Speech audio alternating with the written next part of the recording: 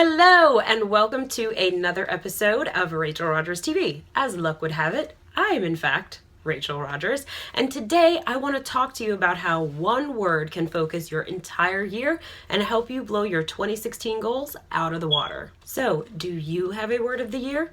Well, you should, because it sets the theme for your year and becomes the guiding force that helps you make decisions about what opportunities you'll take advantage of and what things you want to make sure that you pursue and what things you don't want to do.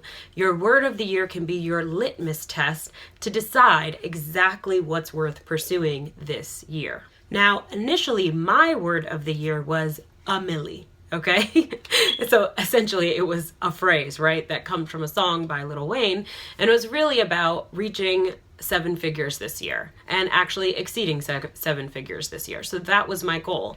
And I sat with it for a while and let it ruminate. And then I realized, actually, my goal is not just a single number.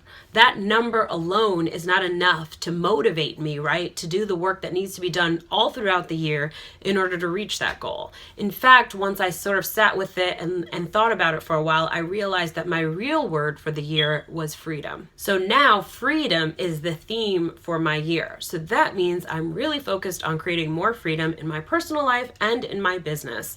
That is the goal this year. So that means I'm working on building systems. It means I want the freedom to do the kind of work that I want to do only and not be doing the kind of work that I don't enjoy. That I want the freedom to work with only the clients that I want to work with. That I want the freedom to purchase the tools and the training and the resources that myself and my team need to do our work at our highest level.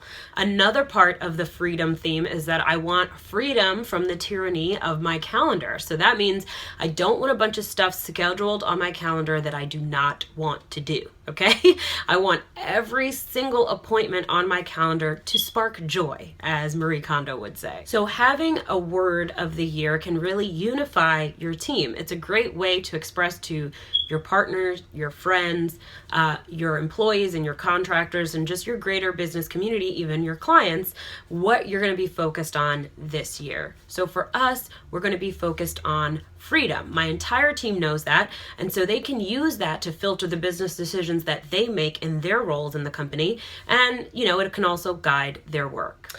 So let me give you 2 quick examples of how I've already incorporated freedom into my life this year.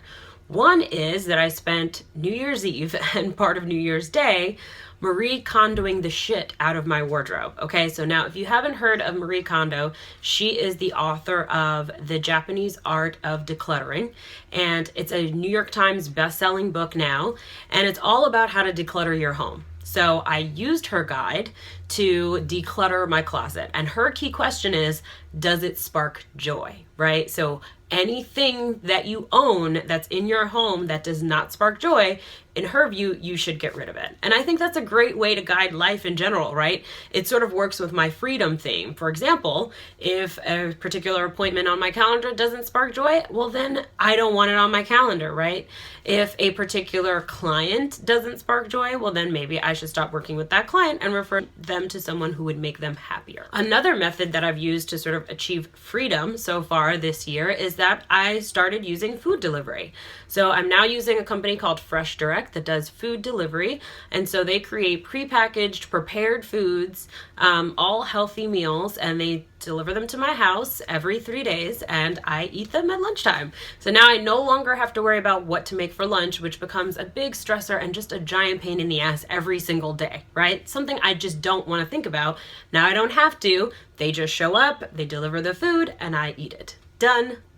On the business front, another way that I've attempted to achieve freedom is by tracking our time. Now, I wrote a blog post about this a couple of weeks ago. You may have seen it. And I talked about how important it is to track your time and also rate your time, right? So put a financial number next to each hour that you spend in your business. One of the things that activity made me realize is that there are things that my team and I spend time doing that really should be outsourced to someone who is great at it. So for example, I just started a podcast and I'm using a company called Podcast Motor, and they deal with all of the management of our podcast. They get it up on iTunes.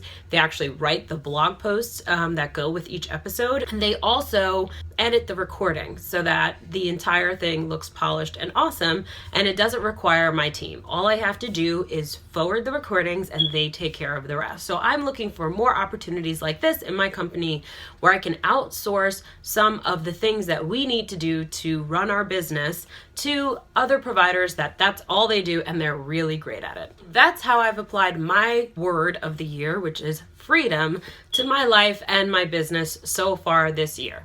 My advice to you is to get your own word of the year, to set a theme for your year, and to create focus around what you want to accomplish this year. Use your word to set an intention for how you want to feel at the end of 2016. What would you want to have accomplished at the end of the year? And that word can be your guiding force to do that. So that's all I have for you today, folks. Thank you so much for watching Rachel Rogers TV. If you've enjoyed this video, please share it with a friend. And if you never want to miss an episode of Rachel Rogers TV, use the subscriber boxes below to subscribe. It's just like DVR. Alrighty, guys, I'll see you next time. Bye-bye.